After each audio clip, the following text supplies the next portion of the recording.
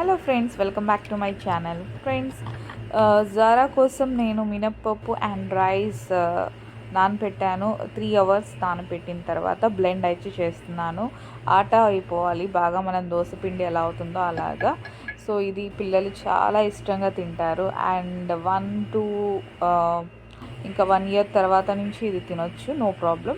ఇది చాలా బాగా అండ్ చాలా హెల్దీ కూడా, అండ్ చాలా బలం వస్తుందని చెప్పి అంటూ ఉంటారు పెద్దవాళ్ళు. అండ్ తర్వాత ఘీ వేసి దోశ ప్రిపేర్ చేశాను. దాంట్లో హాఫ్ తిన్నా కూడా కొంచెం బాగుంటుంది అనిపించి నేను ఇలా దోశ ప్రిపేర్ చేశాను. సో ఇది తినకపోతే ఎలా తినిపియాలి ఏంటి ఆ టిప్స్ కూడా నేను చెప్తాను. ప్లీజ్ నా ఛానల్ని లైక్ అండ్ షేర్, సబ్స్క్రైబ్ చేసుకోండి. సో దోశ అయితే ప్రిపేర్ అయిపోయింది. సో జారా ఎంజాయ్ చేస్తుంది ఈ దోశతో. సో చూడండి ఎంత ఇష్టంగా తింటుందో. నాకు తెలిసి మీ పిల్లలు కూడా ఇలానే తింటారు. Thanks for